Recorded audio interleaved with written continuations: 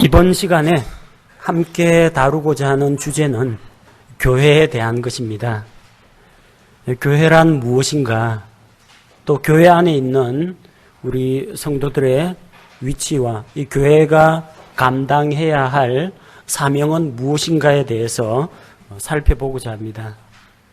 대개의 경우 교회가 무엇이냐 하면 흔히들 말하기를 무슨 중앙교회, 무슨 제일교회 이런 식으로 그 지역 안에 있는 특정한 예배당 건물을 교회라고 흔히들 많이 부릅니다. 근데 성경에서 말하는 교회는 그런 건물을 말하는 것이 아니고 크게 두 가지 의미를 가지고 있습니다. 첫 번째는 우주적인 교회를 이야기합니다.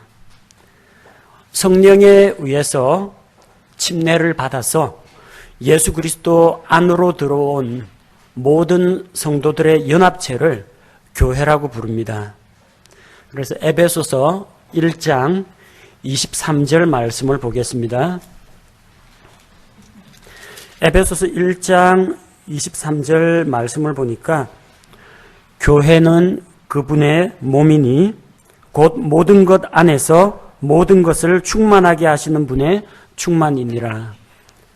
교회는 그분의 몸, 예수 그리스도의 몸이라고 했습니다. 이 예배당 건물이 예수님의 몸이라는 이야기가 아니고요. 교회가 예수 그리스도의 몸이라고 했습니다. 그 예수 그리스도의 몸은 무엇을 의미하는가? 고린도전서 12장 13절 말씀에 기록되어 있습니다. 고린도전서 12장 13절 우리가 유대인이나 이방인이나 매인자나 자유로운 자나 모두 한 성령에 의해 침례를 받아 한 몸 안으로 들어왔으며 모두가 마시게 되어 한 성령 안으로 들어왔느니라. 자, 한 성령에 의해서 침례를 받았다고 했습니다. 예수 그리스도의 십자가 죽으심과 부활을 자기의 것으로 믿는 자는 바로 그 성령님에 의해서 침례를 받아, 침례가 무엇입니까? 죽었다가 살아나는 것을 나타내는 표시죠. 한 성령님에 의해서 우리가 죄에 대해서 죽고 하나님의 자녀로 다시 태어나서 한 몸, 머리이신 예수 그리스도의 몸 안으로 연합하는 것을 성령 침례라고 합니다. 그래서 모든 성도들이 예수 그리스도의 몸 가운데로 들어와 있습니다. 그래서 예수 그리스도는 머리가 되시고 이 땅에 있는 성도들, 오순절 성령 강림으로부터 시작해서 마지막 날 주님 다시 오시는 그날에 교회가 휴거될 때까지 그 기간 동안에 전 세계에 있는 모든 시대에 있는 그 교회 성도들의 연합체가 교회라는 것입니다. 쉽게 말하면은 믿는 모든 그리스도인들의 연합체가 교회라는 것입니다. 이걸 가리켜서 우주적인 교회라고 성경은 이야기합니다. 두 번째는 지역 교회가 있습니다. 한 지역 안에, 한 지역 사회 공동체 내에서 같은 믿음의 고백을 하고 똑같은 신앙적인 목표와 비전을 가지고 있는 그런 성도들의 연합체를 가리켜서 특별히 지역교회라고 합니다. 요한계시록에 보니까 7교회가 나오죠. 각자 에베소 교회도 나오고요. 버가모, 두아디라, 사대 이런 교회 이름들이 나옵니다. 고린도전서 1장 2절 말씀에 보면 고린도에 있는 하나님의 교회, 곧 특정한 지역에 모여있는 성도들의 연합체를 가리켜서 성경이 교회라고 부르기도 합니다. 골로새서 4장 15절에 보면 라오디게아에 있는 형제들과 눈바와 그의 집에 있는 교회에 문안하라. 눈에 보이지 않는 무형의 성도들의 연합체뿐만 아니라 가시적으로 눈에 보이는 이 성도들의 집단을 가리켜서 지역교회라고 합니다.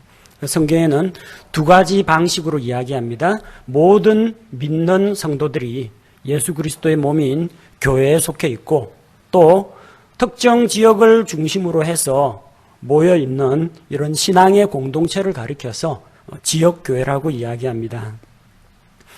자, 그렇다면 우리가 흔히 잘못 알고 있는 교회가 아닌 것부터 살펴보겠습니다. 첫째로 교회는 건물이 아닙니다. 우리가 지금 있는 이 예배당 건물, 모임을 갖고 있는 이 건물은 교회당이라고 부릅니다. 혹은 예배당이라고 부릅니다. 이것은 교회가 아닙니다. 이것은 예배의 목적으로 사용하는 것입니다. 이거 나중에 안에 내부 인테리어 바꿔가지고 다른 용도로 사용하게 되면은 어떻게 됩니까? 또 다른 건물이 되는 거예요. 유럽에 있는 많은 예배당 건물들이 팔려가지고 댄스홀로 사용되기도 하고 맥주집으로 바뀌기도 하고 그렇게 변질되었다고 합니다. 그럼 교회가 사라졌느냐? 교회가 사라진 것이 아니라 예배당 건물이 없어진 것입니다. 이것은 단순한 돌과 시멘트와 나무로 구성되어 있는 건물일 뿐입니다. 성경은 이것을 가리켜서 교회라고 부르지 않습니다. 두 번째로 교회는 조직이 아닙니다. 조직은 교회가 좀 더 효과적으로 일을 하기 위해서 만들어 놓은 인위적인 모임을 조직이라고 합니다. 교회 안에 여러 조직 부서가 있죠. 어느 교회에서는 남전도회, 여전도회가 있고 친교부, 봉사부가 있고 학생회, 청년회, 주일학교가 있고 여러 조직을 갖추고 있습니다. 그러나 조직이 있거나 없거나 교회는 존재한다는 겁니다. 그 교회 조직은 인위적으로 만든 것이기 때문에 누가 탈퇴를 할 수도 있고 또 그 사람이 멤버가 교체가 될 때도 있습니다. 그러나 예수 그리스도 안에 들어온 지체는 한번 구원받은 그 지체는 영원토록 예수 그리스도의 몸입니다. 다시금 떨어져 나가거나 구원을 잃어버리는 일이 없다는 겁니다. 교회는 조직이 아닙니다. 조직이라면은 그 안에 우두머리가 있고 그 밑에 부하들이 있고 위계 서열 같은 것이 쭉 정해져 있습니다. 인위적으로 그런 걸 만들기도 합니다. 인위적으로 누가 회장을 맡으십시오. 친교 회장을 맡으십시오. 누가 그러면 총무나서기를 만드십시오. 맡아서 일을 해 주십시오. 그렇게 인위적으로 만들기는 합니다만 그런 조직 자체가 교회는 아닙니다. 교회의 활동을 보조하기 위해서 사람이 만들어 놓은 것입니다. 교회는 조직이 아니라 살아있는 유기체입니다. 조직은 누가 회사에서 퇴사를 하고 새로 입사를 하더라도 돌아가는데 아무런 문제가 없습니다. 유기체는 그게 안 됩니다. 살아있는 신체 기관과 같습니다. 여기에다 팔 하나를 뚝 떼가지고 엉뚱한 팔을 갖다 붙일 수는 없는 노릇이죠. 한 지체가 아파하면은 다른 지체에게 영향을 미칩니다. 조직 같으면 누가 부패했다, 타락했다, 잘라내고 새 사람 뽑으면 그냥 끝납니다. 유기체는 그렇지 않습니다. 한 지체가 기뻐하면 모든 지체가 영광을 받습니다.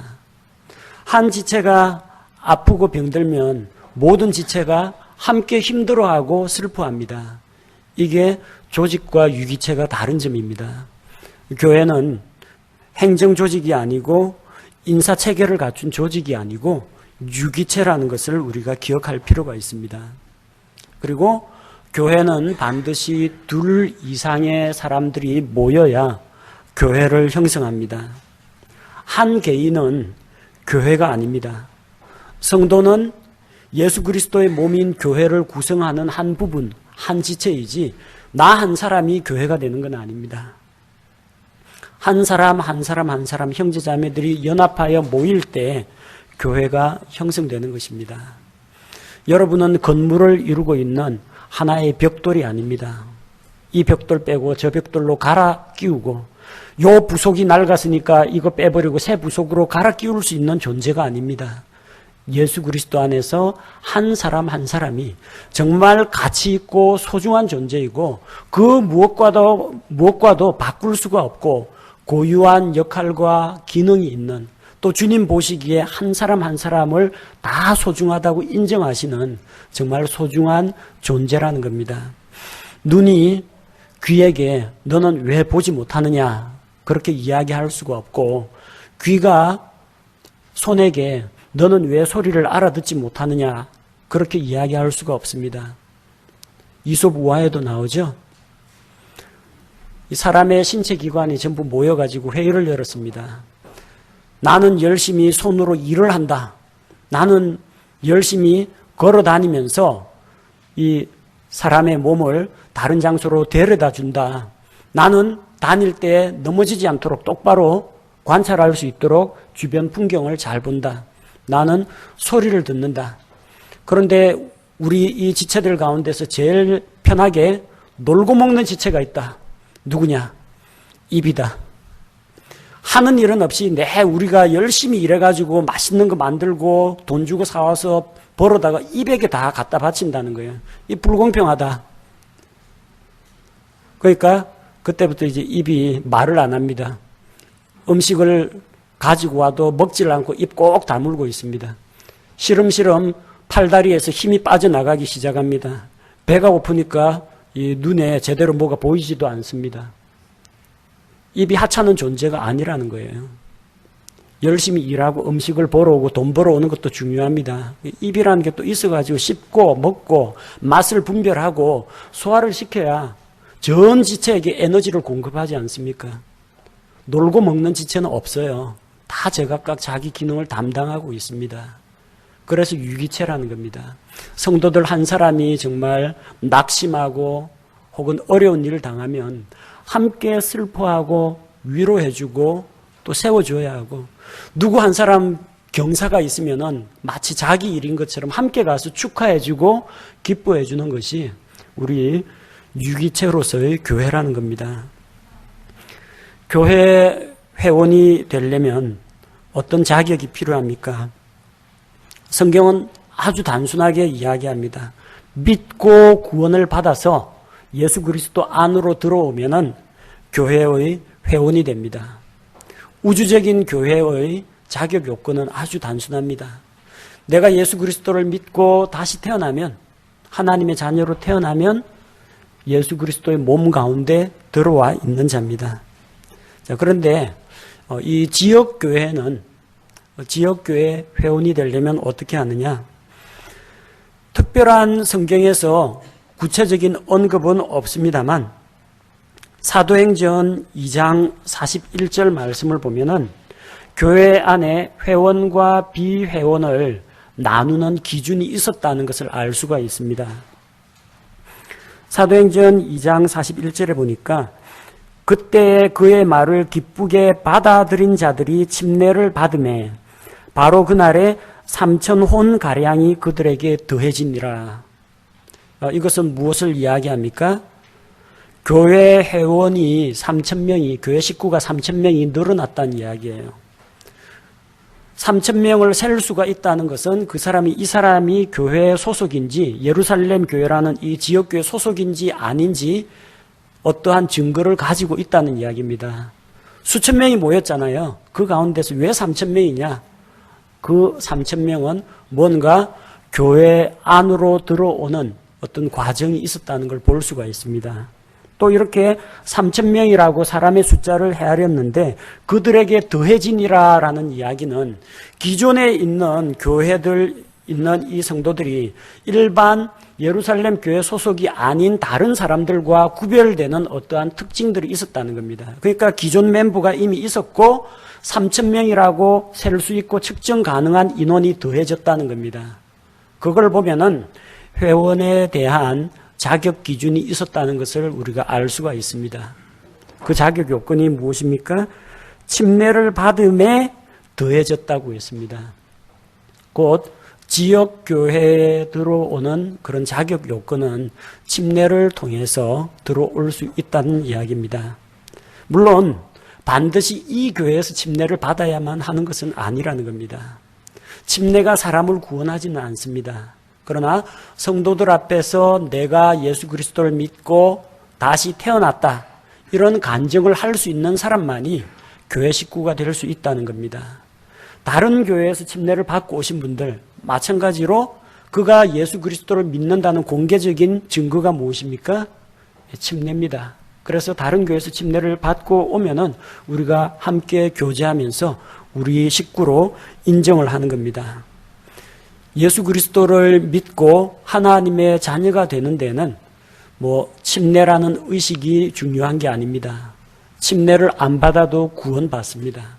십자가에 달린 그 강도는 침례를 받아본 적이 없습니다. 그러나 주님을 믿는 믿음으로 신앙 고백을 할 때 주님께서 그를 구원하셨고 낙원으로 데려가셨습니다. 그가 다시 태어나서 하나님의 자녀가 되었다는 겁니다. 하지만 지역교회에 들어오는 우리 교회 성도이다 아니다를 나눌 수 있는 기준이 있다면 침례를 통해서, 침례라는 주의 명령에 순종한 자만이 교회 안으로 들어올 수 있다는 겁니다. 그 근거가 사도행전 2장 41절 침례를 받음에 교회 성도의 숫자가 증가한 것입니다. 교회 성도와 교회 성도가 아닌 자를 나누는 기준을 볼 수가 있습니다. 교회에 따라서는 자치적인 어떤 규약을 정할 수도 있습니다.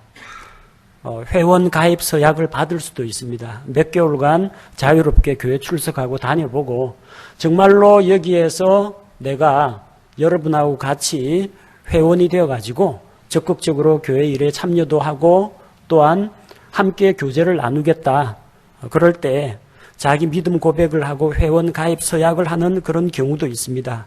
그거는 개교회의 필요성에 따라서 각 교회에서 알아서 할 일이고 꼭 이래야 한다 저래야 한다라는 그런 지침이 정해져 있는 것은 아닙니다.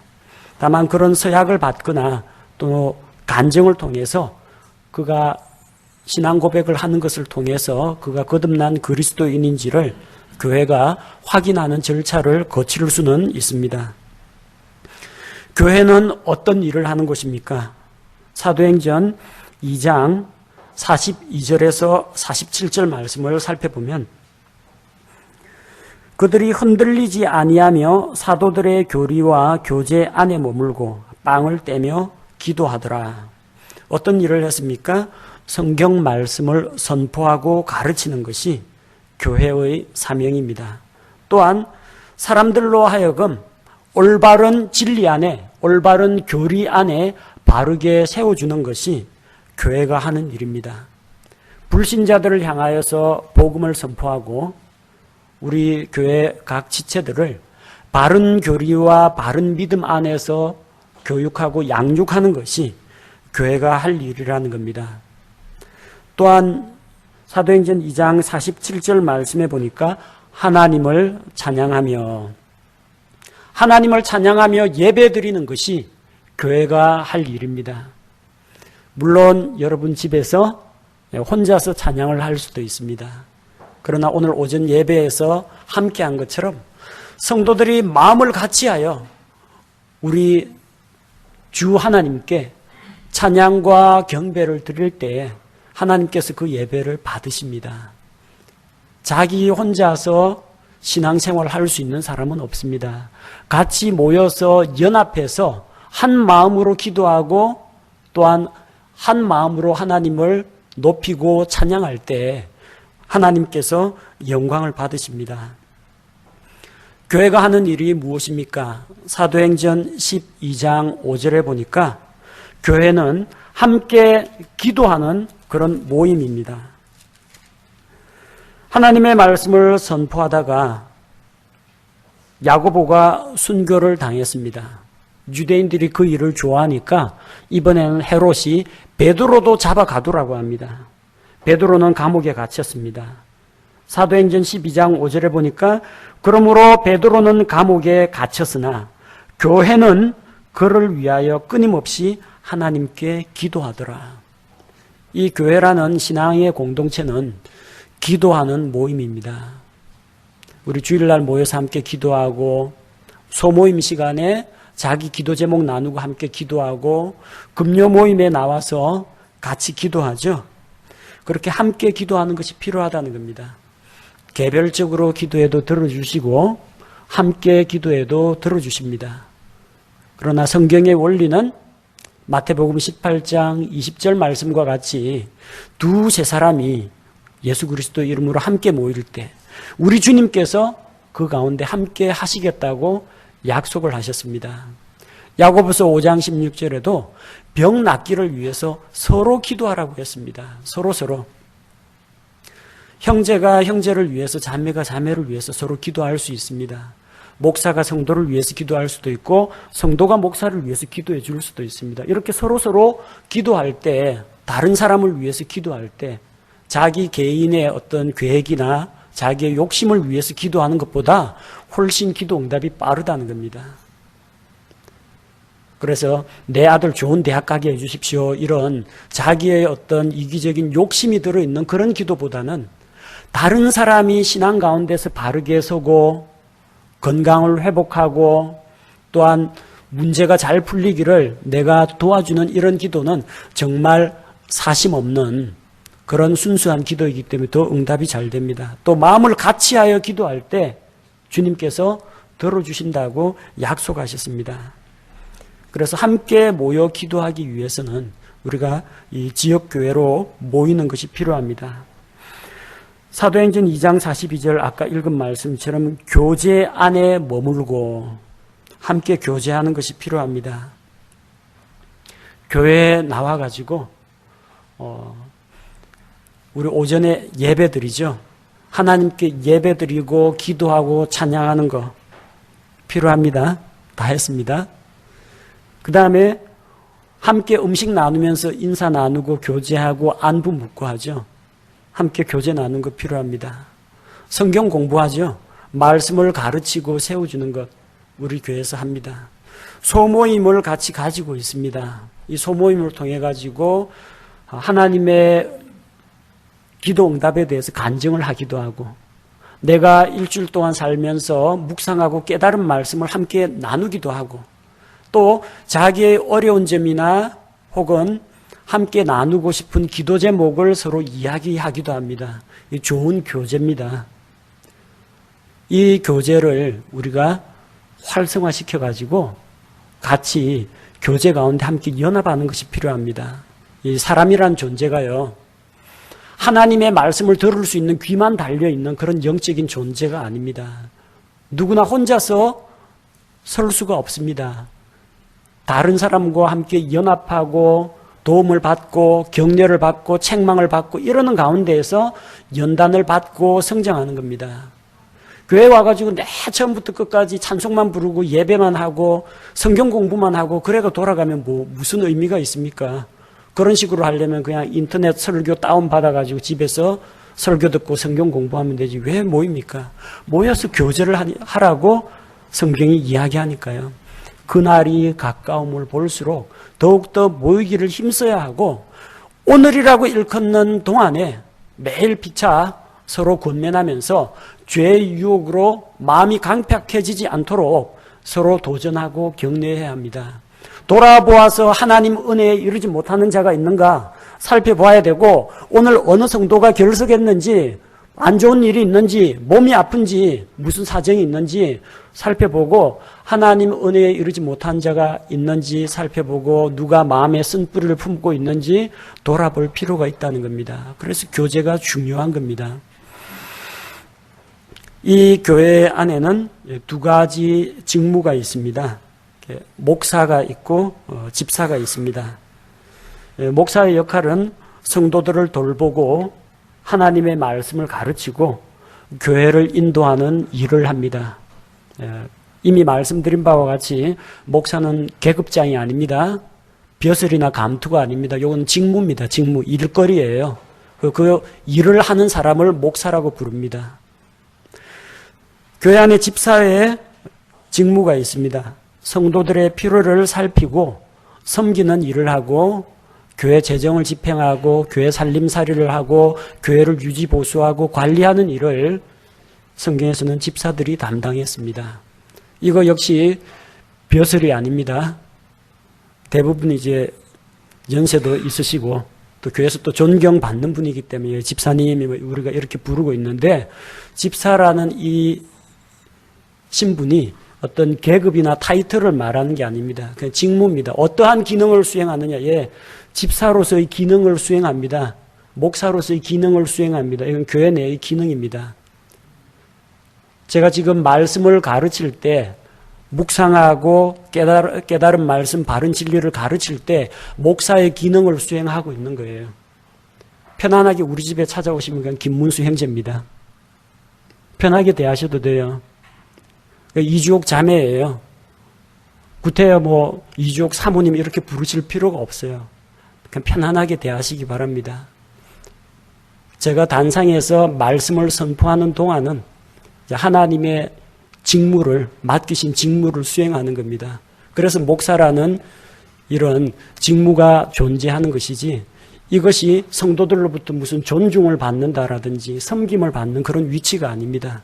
오히려 말씀을 가르치고 성도들의 안부를 묻고 건강 상태를 살피는, 이것은 목사로서 마땅히 해야 하는 그런 직무라는 것입니다. 교회 안에는 두 가지 규례가 있습니다. 침례가 있고 주의 만찬이 있습니다. 침례는 내가 예수 그리스도와 함께 죽고 묻혔다가 부활한 것을 고백하는 의식입니다. 그래서 예수 그리스도께서 십자가에서 죽으시고 무덤에 내려가셔서 묻히신 것을 나타내는 것이 침례 때 물속에 전신을 담그는 것입니다. 주와 함께 죽어 묻히고 또 물에서 일으켜진다는 것은 예수 그리스도의 부활에 내가 함께 참여했다는 이야기입니다. 그러니까 머리에 이렇게 물을 뿌리는 스프링클, 물을 뿌리는 것 가지고는 예수 그리스도의 십자가에서 죽으심과 부활하심을 나타낼 수가 없기 때문에 우리 교회에서는 전신을 몸에 잠그는 이런 침례를 드립니다.